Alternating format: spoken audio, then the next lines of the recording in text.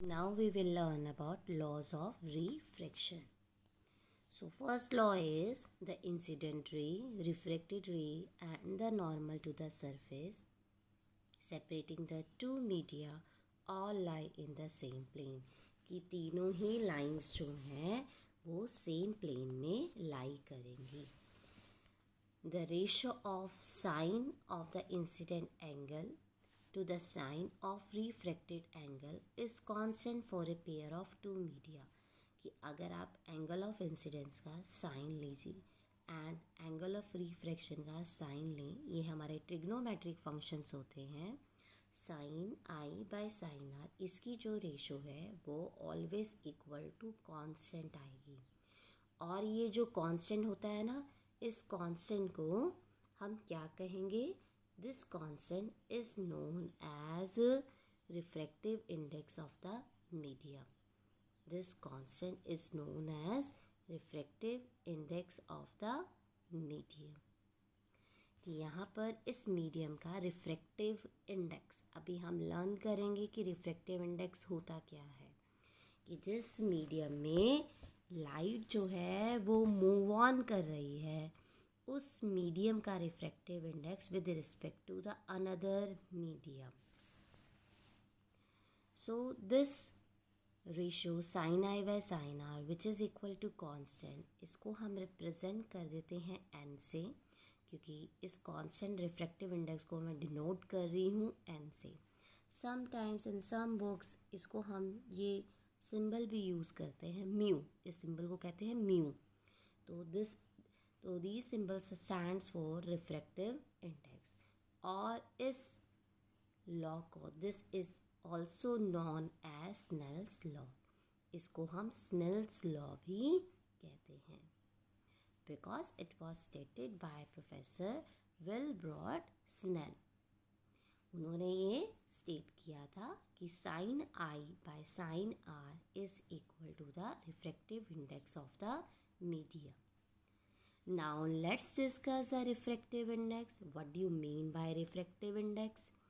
अब देखो यहाँ पर इंडेक्स वर्ड है. क्या आप अपनी नोटबुक के फर्स्ट पेज पे इंडेक्स बनाते हैं और इंडेक्स में क्या लिखते हैं कि हमारा कौन सा टॉपिक किस पेज पे है? ऐसे ही जब हम बात करते हैं रिफ्रैक्शन की, तो लाइट का रिफ्रैक्शन अलग अलग मीडियम में अलग तरीके से होता है. जो लाइट की बेंडिंग है वो हर मीडियम में एक जैसी नहीं होती है. तो कैसे पता लगेगा किस मीडियम में कैसी बेंडिंग होगी? वो बताता है मीडियम का रिफ्रैक्टिव इंडेक्स. तो रिफ्रैक्टिव इंडेक्स एक नंबर है जिसके वजह से हमें पता लगेगा कि कौन सा मीडियम में लाइट कैसे बेंड करेगी. तो इसको किस तरीके से डिफाइन करें? The amount of change in the speed of light in a medium depends upon the property of the medium.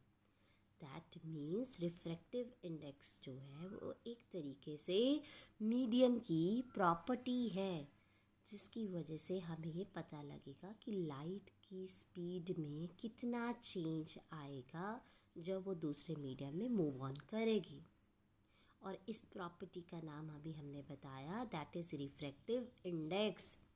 तो रिफ्रैक्टिव इंडेक्स एक तरीके से एक टूल हो गया मेजरमेंट करने का कि कितनी स्पीड ऑफ लाइट चेंज होगी जब वो एक मीडियम से दूसरे मीडियम में जाएगी. तो हमें रिफ्रैक्टिव इंडेक्स क्लियर हुआ कि रिफ्रैक्टिव इंडेक्स एक ऐसी टर्म जो कि हमें बताए कि लाइट कैसे बेंड करेगी, कितनी बेंड करेगी जब वो एक मीडियम से दूसरे मीडियम में मूव करेगी. नाउ रिफ्रैक्टिव इंडेक्स हम यहाँ पर स्टडी करेंगे कि we have two types of refractive index, absolute refractive index and the relative refractive index. Absolute refractive index is that where we take the ratio of speed of light in vacuum or air to the speed of light in medium, speed of light in air or vacuum to the speed of light in medium, and it is noted by simple n. So speed of light in air is represented by c, which is constant, whose value is 3 into 10 की power 8 meter per second. And speed of light in any medium, जिस medium में आप refractive index देख रहे हैं, c by v. So here तो refractive index जो है हमारे पास किसी भी मीडियम का हमेशा 1 से बड़ा आएगा, ग्रेटर देन यूनिटी आएगा. Why it is so? Because the speed of light in air is always greater than the speed of light in any other medium. C is always greater than V.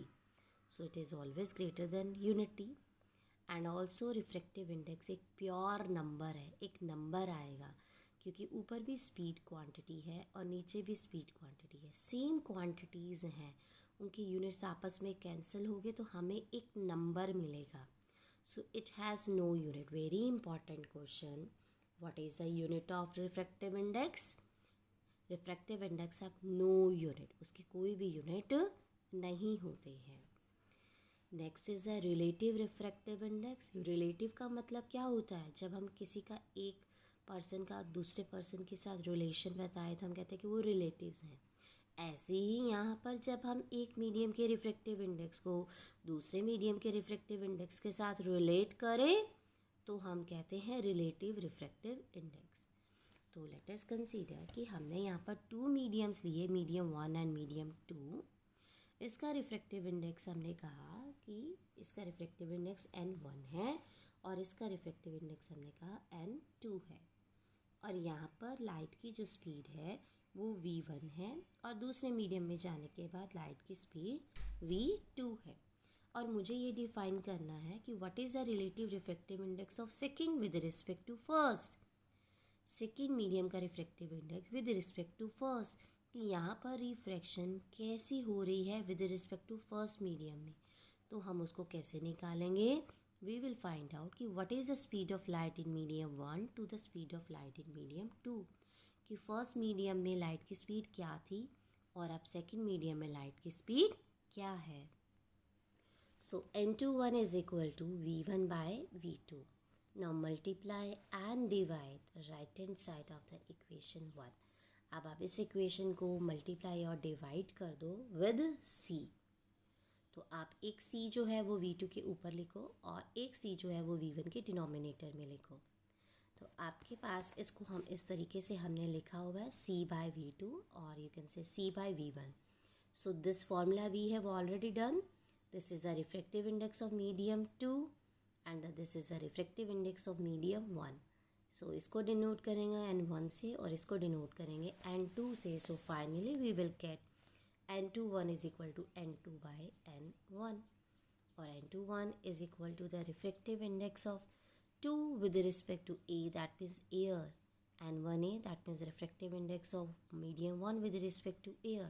So relative refractive index of 2 and 2 with respect to, with upon है with respect to n1. So also we can write down in terms of Snell's law, n21 is equal to sin I by sin r and n21 is equal to n2 by n1. So sin I by sin r is equal to n2 by n1. Very important relation. Students learn this formula.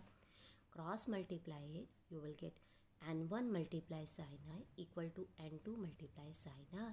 इसका क्या meaning है student? इसका meaning ये है कि जो आपने pair of medium लिया, इसका रिफ्रैक्टिव इंडेक्स n1 और यहाँ पर जो एंगल ऑफ इंसिडेंस बन रहा है i, तो साइन i और प्रोडक्ट, किसका प्रोडक्ट लिखना है? रिफ्रैक्टिव इंडेक्स और साइन का.